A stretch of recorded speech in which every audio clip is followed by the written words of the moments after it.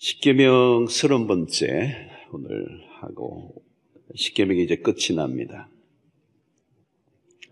그러나 한 3주 정도 또 마무리하고 끝내겠습니다. 이 십계명 정리하는 정리편을 조금 더 해야 되기 때문에 한 3주 더 하고 넘어가려고 합니다. 마지막 계명이 탐내지 말라가 참 10번째 계명이 상당히 부담스러운 계명입니다. 계속 우리를 부대끼게 하는 매우 우리에게 필요한 계명이지만 감당하기 쉽지 않은 계명이다. 저도 말씀을 계속 3주간 이 마지막 계명을 살펴보면서 저 개인적으로도 적지 않게 많은 부대낌을 가지고 이 말씀을 대하고 있습니다. 특히 오늘 한국 사회 안에서 그리스도인으로 살아가는 우리에게 매우 절실하고 또 중대한 계명으로 보여집니다. 우리는 이미 탐욕이 가득 찬 현대 문명 사회의 거대한 싸움터 안에 들어와서 살고 있습니다. 눈만 뜨면 탐욕거리들이 거세게 우리의 영혼을 파고 들어와 웬만한 믿음으로 저항하지 않으면 버텨내기 어려운 우리의 삶을 매일 살고 있습니다. 이 계명을 우리가 싸워서 이기지 못하면 우리의 신앙은 실종되는 것이고 우리의 영혼은 세상에 팔려가게 되어 있습니다. 자, 우리 안에 탐심이라고 하는 것은 결코 이렇게 한순간도 만족하지 못하는 병이라고 그랬습니다. 언제나 조금 더. 맛있는 걸 좀 먹고 나도 그걸로 끝내는 게 아니에요. 좀 더 맛있는 집 없냐? 재미있는 것을 충분히 경험하고 나서도 그 정도면 만족할 것 같은데 더 재미있는 것 없냐? 더 좋은 것 없냐? 인간의 탐심은 끝이 없습니다.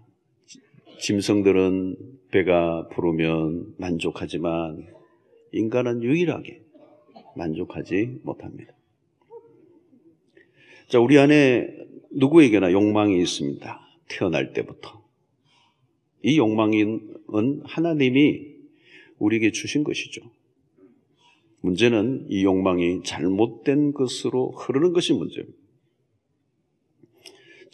자신만을 위해서 지나치게 치우쳐질 때 문제가 되는 것입니다.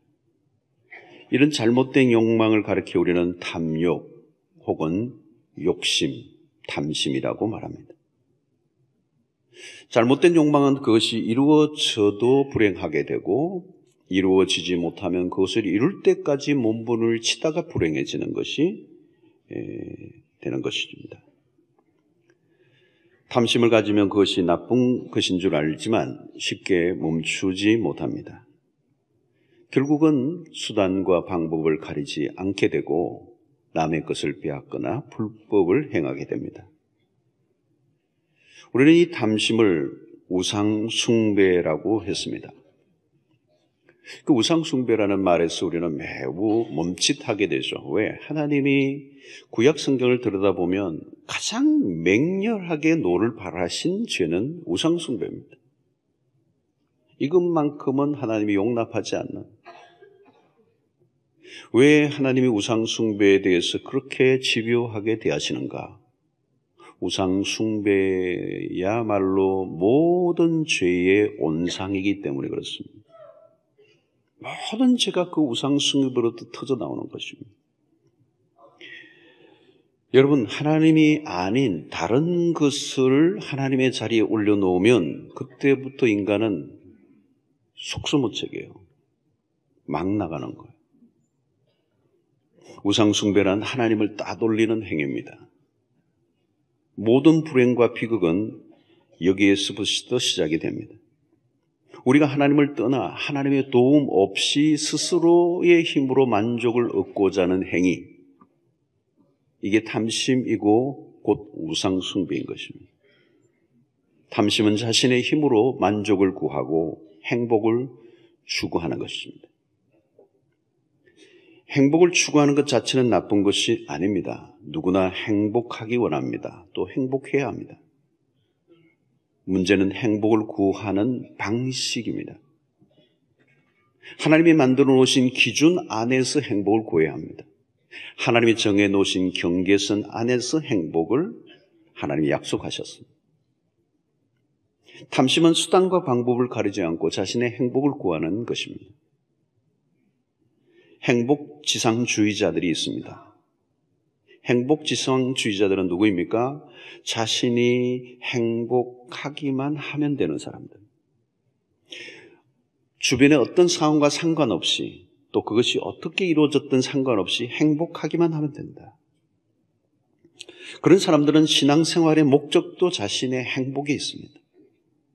내가 행복하려고 신앙생활하고 교회를 다니는 이유도, 기도하는 이유도, 예배를 드리는 이유도 모두가 최고의 목표는 자기의 행복이에요.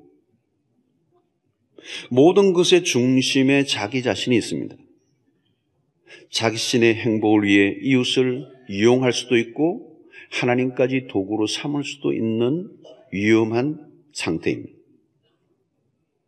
자신의 행복, 만족을 위해 모든 것이 존재하는 거죠. 결국 누가 신입니까? 자기가 신인 것입니다.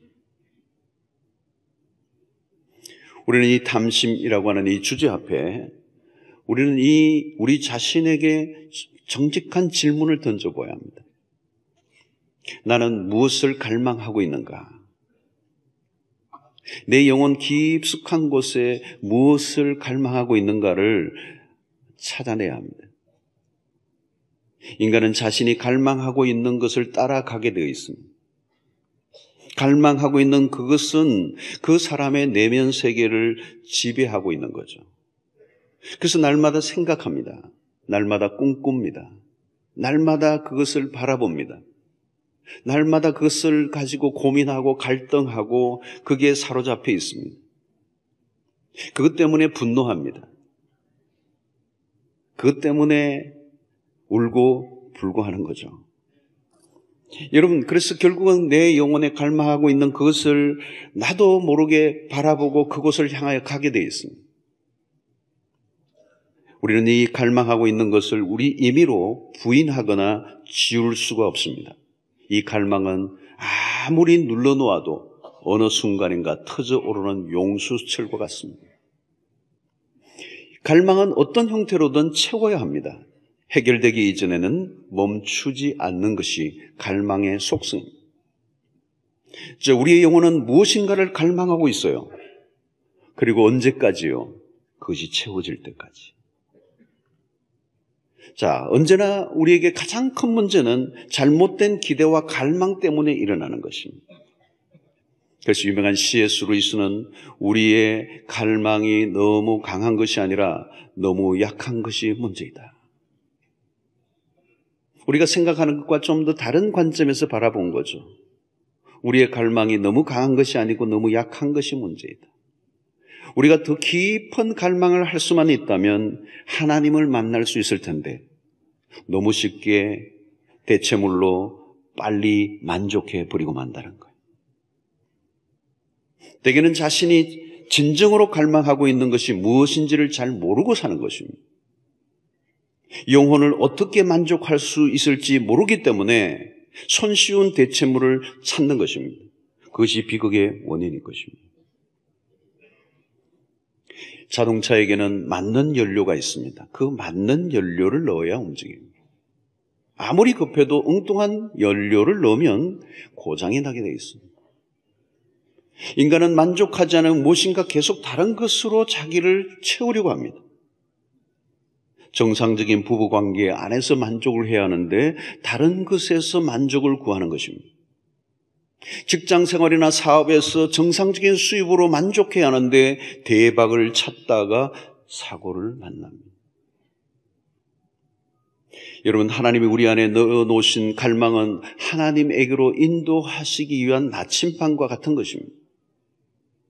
그 갈망을 깊이 들여다보고 더 깊은 갈망 안으로 들어가면 결국은 그 깊은 곳에서 찾는 것은, 그 영혼이 갈망하는 찾는 것은 하나님이에요.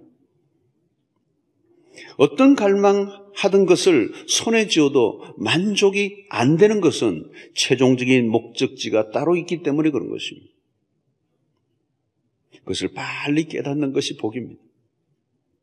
어떤 갈망으로 시작했지만 그것을 계기로 결국은 하나님께로만 갈 수 있다면 그것이 축복이고 은혜가 되는 것이죠. 헛된 것을 추구하다가 이게 아니구나, 이게 아니구나, 이걸 빨리 깨닫는 것. 그 깨달음이 빠를수록 좋은 것입니다. 신자가 누리는 특권이 무엇입니까? 말씀을 통하여 은혜를 받을 때 우리가 우리의 인생의 낭비를 줄일 수 있습니다. 그것을 위해서 전도서가 참 좋은 책입니다. 전 전도서를 참 좋아해요. 전도서가 너무 좋은 책입니다. 이 연초에 전도서를 꼭 읽으시길 바라고, 저는 이 전도서가 솔로몬의 노년에 지은 책이지만 이 전도서를 누가 읽어야 되냐면 청년 때 읽어야 돼요. 다 살고 나서 후회하고 있을 때 읽으면 그것도 도움이 되긴 하지만 청년 때 이 전도서를 읽어야 돼요. 쓸데없는 것을 붙잡으려고, 쓸데없는 것으로 만족하려고 잡으려고 애를 쓰는 거죠. 그래서 솔로몬이 헛되고 헛되니 모든 것이 헛되고 다 바람을 잡으려는 것 같다. 베드로전서 1장 24절로 25절이 그 결론이죠. 사실은 그러므로 모든 육체는 풀과 같고 그 모든 영광은 풀의 꽃과 같으니 풀은 마르고 꽃은 떨어지되 풀은 마르고 꽃은 떨어지되 오직 주의 말씀은 세세토록 있도다 하였으니 너희에게 전한 복음이 곧 이 말씀이니라. 여러분, 모든 육체는 풀과 같고 그 모든 영광이 풀의 꽃과 같으니, 다음 주일날 여러분들 오시면 이 튤립을 더 이상 볼 수 없을 것입니다. 이렇게 아름답지만 너무도 빨리 시든다는, 모든 것은 풀과 같다. 풀은 여러분 사실 뿌리가 없어요. 있지만 아주 얕아요. 그러니까 금방 마르고 사라지는 거죠. 여러분, 세상에 주는 만족, 세상에 주는 행복, 세상에 주는 기쁨이 그렇다는 거예요. 뿌리가 없어요. 그래서 우리는 그것을 쾌락이라고 합니다. 금방 사라진다. 그러므로 오늘 우리가 갈망해야 될 것이 무엇인가 하는 것입니다. 이 푸르고 이 사라지고 마는, 금방 사라지고 마는 여기에 우리의 소망이 있다고 말하지 않는 것. 시편의 시인은 이런 갈망을 합니다. 시편 42편 1절에 하나님이여 사슴이 시냇물을 찾기에 갈급함같이 내 영혼이 주를 찾기에 갈급하나이다. 여러분, 이 문구를 보면요, 굉장히 절박한 상태를 말합니다. 하나님 한번 볼까요? 이게 아니에요. 내가 가능하다면 하나님 한번 보고 싶습니다, 이런 얘기가 아니에요. 나는 하나님에게 관심이 있습니다, 하나님에게 흥미를 가지고 있습니다, 그 얘기가 아니에요. 하나님을 갈망함이 너무 깊어서 내가 고통을 겪는 거예요. 갈급하다는 이 상태는 그 물을 목이 타는, 그것이 채워지지 않으면 내가 죽을 수밖에 없는 고통의 절정에 지금 도달해 있는 것을 지금 표현하고 있는 것입니다. 강렬한 갈망, 하나님이여 내 영혼이 주를 찾기에 갈급합니다. 5절에 보니까 내 영혼아 내가 어찌하여 낙심하며 어찌하여 내 속에서 불안해하는가. 너는 하나님께 소망을 두라. 네 낙심하는 이유가 딴 게 아닙니다. 지금 돈이 없어서 낙심하는 게 아니고 다른 세상의 것이 없어서 낙심하는 게 아니고 하나님에 대한 갈망 때문에. 그래서 2절에 이런 표현을 하죠. 내 영혼이 하나님 곧 살아계시는 하나님을 갈망하나니 내가 어느 때에 가서 하나님의 얼굴을 배울까. 시인은 하나님이 누구인지를 알고 있는 거죠. 그리고 인생의 결론이 무엇인지를 알고 있는 것입니다. 다른 어떤 것으로도 자신의 갈망을 채울 수 없음을 알고 있는 거예요. 그래서 그의 갈망은 전적으로 하나님에게 향해 있는 것입니다. 여러분, 오늘날 우리의 약점은 어디에 있습니까? 우리의 영혼이 하나님을 간절히 찾지 않는 데 있는 거예요. 탐심의 문제가 아닙니다. 왜 탐심이 문제가 되죠? 우리가 하나님을 전적으로 갈망하고 있지 않기 때문에. 하나님에 대한 갈망이 약한 것입니다. 하나님에 대한 갈망함이 식어진 그 자리에 다른 대처물이 끼어드는 거죠. 하나님 대신 만족시켜 줄 것들이. 라오디게아 교회를 향한 주님의 책망이 무엇입니까? 영적인 미지근함. 그 원인이 어디에 있어요? 세상적인 것들에 대한 배부름이에요. 그 세상적인 것들에 대한 배부름으로 인해 하나님에 대한 갈망을 하지 않는 거예요. 그 세상에 대한 갈망이 더 깊어지면서 그들은 영적으로 해이해져 버렸다는 것입니다. 시편 42편을 조금 전에 보았던 이 42편을 보면 계속 무엇이 나오느냐면 내 영혼아, 내 영혼아, 내 영혼아. 시인은 영혼에 관심을 갖고 있습니다. 여러분, 우리가 얼마나 위대한 일을 하고 있는가 보다 더 관심을 가지게 하는 것은 무엇입니까? 우리의 영혼의 상태입니다. 영혼에 대한 정직한 직시를 해야 됩니다. 하나님은 우리의 영혼의 상태에 관심이 있습니다. 십계명의 핵심이 뭡니까, 여러분? 하나님을 사랑하고 내 이웃을 내 몸과 같이 사랑하라고 묻는 것이죠.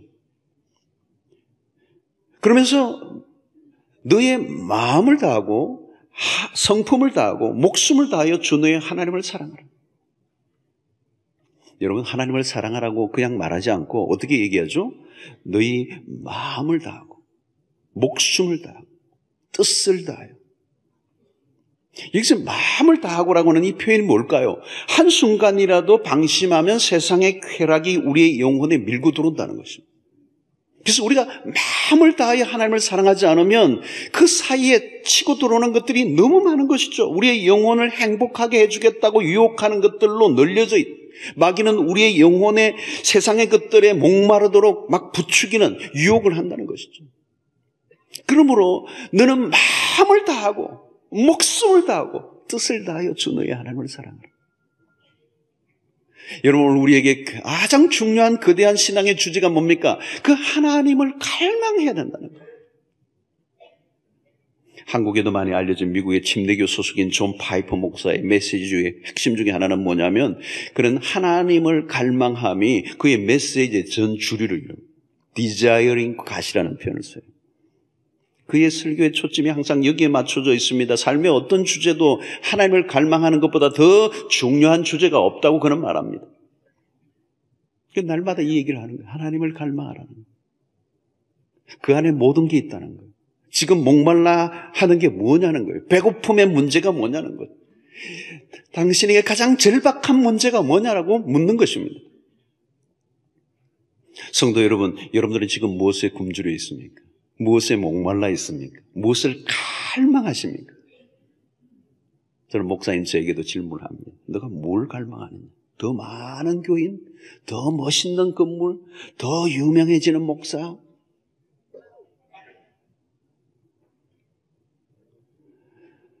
여러분, 하나님이 아닌 그 어떤 것도 우리를 만족시켜 줄 수 없습니다.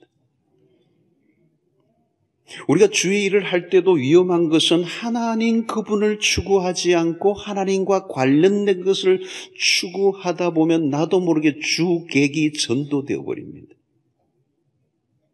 하나님을 추구하지 않으면 그 순간 인간의 탐심이 머리를 듭니다. 우리가 하는 일이 아무리 거룩한 일이라도 그 일이 우상이 될 수가 있습니다. 하나님을 섬기는 것이 아니라 자신을 만족시키는 것으로 변질될 수가 있습니다. 나를 위한 일로 바뀌면 거룩한 일도 상업적 거래로 변질될 수가 있습니다. 하나님만을 구하지 않으면 그곳에 인간의 탐욕이 춤을 추게 되는 것이죠. 여러분, 주님은 성전 입구에서 장사를 하던 사람들을 내쫓으신 적이 있습니다. 성전을 강도의 구렬로 만드는 도다. 분노하셨습니다. 그러나 여러분, 그들이 처음부터 그러지 않았어요. 처음에는 제사를 돕기 위해서 만들어진 것입니다. 그래서 양을 끌고 오다 보면 양이 이게 훼손이 되고 상처를 입게 되면 하나님의 제물이 될 수가 없기 때문에 아주 좋은 양들을 잘 준비해서 멀리서 여행 오는 사람은 끌고 오지 않아도 거기서 그 성전 입구에서 사기만 하면 깨끗한 양을 드릴 수 있기 때문에 편리하게 만들어진 거예요. 처음에는 동전을 바꿔주는 이 모든 일들도 제사의 제도를 돕기 위한 것이었습니다. 그런데 시간이 흐르면서 인간의 탐욕이 끼어들어 성전이 강도의 구렬이 되는, 우리는 하나님을 구하지 않으면 하나님 위에 다른 것들이 끼어들고 거기에는 언제나 우리의 탐심으로 인하여 죄를 짓게 되는 위험성이 있는 것입니다. 왜 우리가 그토록 하나님을 갈망해야 합니까? 우리의 궁극적이고 최종적인 목적지이기 때문에 그렇습니다. 하나님 안에서 그토록 들끓던 탐심이 힘을 잃을 수 있기 때문에. 아이가 엄마의 젖을 충분히 빨고 난 다음 채워진 배로 만족하는 모습을 연상합니다. 참 아름다운 모습이에요. 엄마의 품에 탁 안겼어. 엄마의 젖을 충분히 먹고 새근 잠이 들어있는 이 모습. 어떤 길을 잃어버린 아이가 어린이 보호소에서 보호를 받고 있습니다. 아이를 달리기 위해서 수없는 장난감과 놀이터의 기구들이 쌓여져 있는데 아이는 울다가 지쳐 쓰러져 있습니다. 얼마 후에 엄마가 찾아와서 그 아이를 끌어안을 때 그 아이는 장난감들에 대한 조금의 미련도 없이 그냥 엄마의 품계에 안겨 집으로 돌아갑니다. 하나님과 우리의 관계에서 보여주는 아름다운 그림이지 않습니까? 하나님을 갈망하십시오. 그것이 핵심이에요. 그것이 신앙의 본질입니다. 우리의 영혼의 결핍은 너무 커서 세상의 어떤 것으로도 해결될 수 없고 오직 하나님만이 해결을 하실 수가 있어요. 우리의 욕망보다 하나님은 더 크신 분이십니다. 하나님은 우리가 찾고 있는 어떤 것보다도 놀랍고 풍성하신 분이십니다.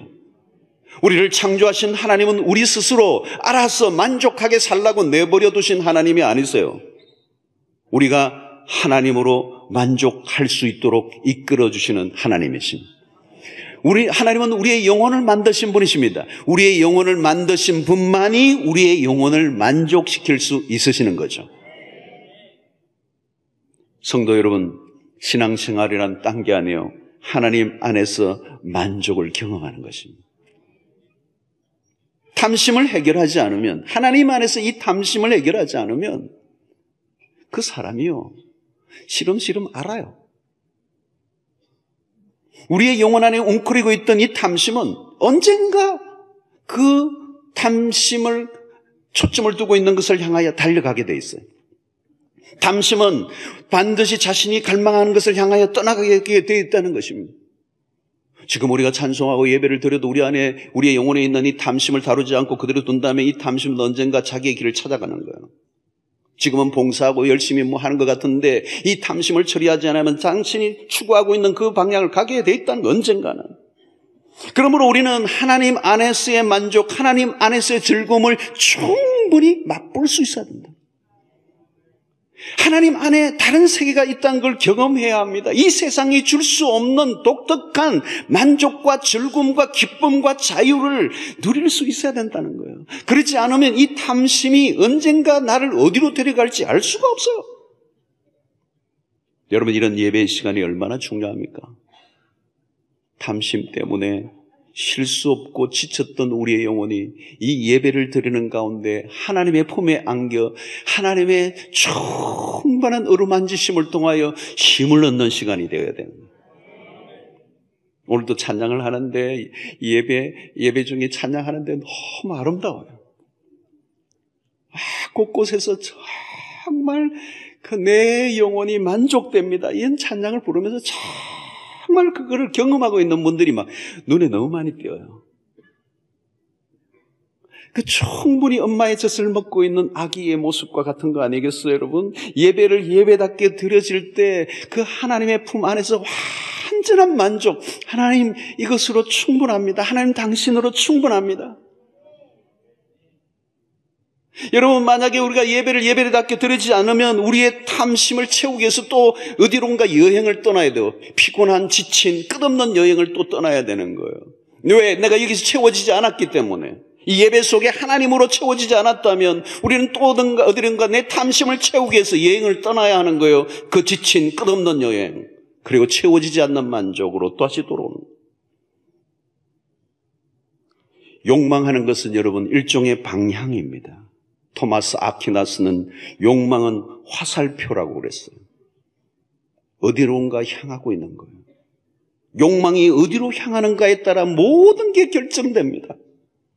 그 방향에 따라 불행과 행복, 그리고 천국과 지옥을 오고 가는 것입니다. 그러므로 여러분, 우리는 이 욕망을 어떻게 할 것인가? 이 욕망을 우리는 거룩한 방향으로 전환해야 합니다. 탐심 자체와 싸워 이기려고 하면 성산이 없어요. 불교는 욕망을 벗어버리라고 말합니다. 욕망을 벗어버리라. 그 욕망을 벗어버릴 때 우리는 해탈에 이르게 되고 그리고 열반에 이르게 됩니다. 그러나 성경은 욕망을 벗어버리라고 가르치지 않습니다. 욕망을 인정합니다. 욕망을 벗어버리려고 하면 애를 쓰면 더 욕망에 사로잡힐 수 있습니다. 그리고 그 욕망을 벗어버리기 위해서 애를 쓴다고 욕망이 벗어지지 않습니다. 욕망하는 것의 방향을 바꿔야 합니다. 욕망을 거룩한 것으로 승화시켜야 합니다. 우리는 예수 그리스도 십자가 안에서 이 욕망을 처리할 수가 있습니다. 내가 그리스도와 함께 십자가에 못 박혔나니, 내 정과 욕심을 십자가에 못 박았나니, 이제는 내가 내 욕망 가운데 사는 것이 아니라 내 안에 사시는 그리스도가 살게 하시는, 그러므로 이것은 거룩으로의 성화를 말합니다. 우리의 삶을 선한 것들을 위하여 흘려보내는 삶을 살아야 한다는 거예요. 하나님의 은혜 안에서 만족하고 우리에게 주어진 것으로 사명의 길을 떠나야 한다는 거예요. 여러분, 탐심은 이기적인 거예요. 그러나 사명은 이타적인 삶입니다. 죄는 철저히 자기중심적으로 살게 해요. 그것은 타락으로 가는 것입니다. 바른 길은 사명의 길이에요. 사명이란 무엇입니까? 자기 자신을 위해서만 살지 않고 하나님과 이웃을 위해 살아가는 삶을 말하는 것입니다. 성도 여러분, 우리나라는 과거 너무도 찢어지게 가난하던 나라였습니다. 지금은 세계가 놀랄 정도로, 온 세계가 놀랄 정도로 너무도 빠르게 경제적 도약을 이룬 나라가 대한민국. 아마 이 자리에도 연세 많으신 분들은 일제강점기를 지나신 분들 계실 거예요. 식민지 시대의 그 참혹함. 저희 부모님들도 그 시대를 지나신 분이, 우리 어머님, 아버지 다 일본 이름을 갖고 계시다. 일제시대에 다 그 경험. 제가 어릴 때는 두 분이 일본말을 하시더라고요. 좀 복잡한 얘기는 일본말로 두 분이 하시더라고요. 제가 일본 단어는 꽤 많이 알고 있습니다. 여러분, 일본 식민지 시대의 그 참으로 힘든 시대를 살았어요. 전쟁의 6.25의 참혹함을 직접 경험한 세대들도 여기 계세요. 한 세대 안에. 그 기가 막힌 역사의 질곡, 전쟁의 초토화 속에 대한민국이라는 존재가 잿더미 위에 써있던 그 민족. 지독하게 가난했던 나라. 아프리카의 빈국보다도 더 가난했던 나라. 저는 어제도 세면대에서 손을 씻는데 따뜻한 물이 나오면서 갑자기 설교를 준비하면서 요즘 여기 감염돼 있으니 다 생각하는 데서 참 따뜻한 물이 나오는데 놀랍다. 추운 겨울에 얼어붙은 얼음을 깨고 그 거친 옷들을 빨래하는 어머니 생각도 나기 때문에 수돗물이 안 들어왔던 적도 있었거든. 제 어릴 때만 해도. 꽁꽁 얼어붙었던 재래식 화장실을 썼던 기억이 선명하게 있거든요. 따뜻한 쌀밥 한 그릇 못 먹었던 기억이 있거든요. 오늘 전쟁과 일제시대에 그 경험을 가졌던 그 세대들이 살아있는 이 시대 동시대에 이 대한민국이 이렇게 기적적인 번영을 이룬다는 것은 세계가 놀라는 거죠. 어찌 우리나라가 미국의 애플과 같은 세계적 기업을 위협하는 이런 기업들을 갖고 있다는 게 신기할 따름이죠, 사실. 국민 소득은 늘어났고 이전과 비교할 수 없을 정도로 우리는 풍족을 누리고 있습니다. 그런데 너무도 갑작스럽게 찾아온 경제적 도약으로 인해 가난의 때가 벗겨지다 보니 폐해도 참 많이 생겼어요. 급속한 발전에 우리가 주체를 하지 못하고 있는 거죠. 물질을 다룰 영혼의 준비가 되어 있지 않아요. 물질에 비해 정신이 너무 빈곤한 게 문제예요. 너무 갑작스러운 물질의 부여에 우리의 정신적 준비가 안 돼 있는 거예요. 찾아온 물질적 풍요가 행복을 주기보다 불행을 만들고 만 경우가 너무 많아요. OECD 국가 중 자살률 1위를 계속하고 있는 거예요. 우울증이 왜 이렇게 많이 늘어났는지, 가정은 왜 이렇게 많이 깨어졌는지, 지독한 개인주의는 너무도 심화되어 모두가 고립되어 있는 거예요. 우리가 그렇게 좋아했던 정이라는 단어가 이제는 찾아보기 쉽지 않은 때를 우리가 맞고 있어요. 찾아온 경제적 변화에 우리 안에 있던 탐심이, 그 가난에 찌들렸던 우리의 영혼에 웅크리고 있던 그 탐심이 너무도 노골적으로 드러나고 있는 거예요. 나만 잘 되면 된다는 사고가 팽배해져 가고 있습니다. 남에 대한 배려와 약자에 대한 배려와 섬김의 훈련이 되어 있지 않았습니다. 탐욕은 끝이 없고 갈수록 더 살벌해지고 더 무정하고 파괴적이고 부도덕한 세상. 우리에게 진정한 이웃이 지금 있는가? 십계명은 이웃에 대한 관심으로 우리를 시선을 옮기게 하는 것입니다. 성도 여러분, 탐욕은 엄청난 에너지예요. 그 탐욕하는 것을 향하여 죽어도 가는 거잖아요. 죽는지 모르고도 그 탐욕의 그 냄새가 나는 것을 향하여 달려가잖아요. 탐욕은 엄청난 에너지예요. 그것의 방향을 털어주지 않으면 나도 죽고 남도 죽는 거예요. 욕망은 거대한 힘입니다. 그것을 섬김으로 전환하지 않으면 모두를 행복하게 할 수가 없어요. 탐욕으로 움켜쥐고 있는 것을 주님은 우리에게 말씀하는 거죠. 내려놓으라고, 이웃을 위하여. 내가 스스로 내려놓으면 그것은 선이 되는 것입니다. 타의에서 억지로 내려놓으면 그것은 선이라고 말하지 않습니다. 우리가 그저 나 하나 잘 먹고 잘 사는 것으로 끝나버리는 인생이라면 얼마나 허무한 것입니까? 태어나서 죽을 때까지 늘 무엇을 먹을까 마실까 입을까를 염려하는 그것으로 살다 간다면 얼마나 안타까운 인생입니까?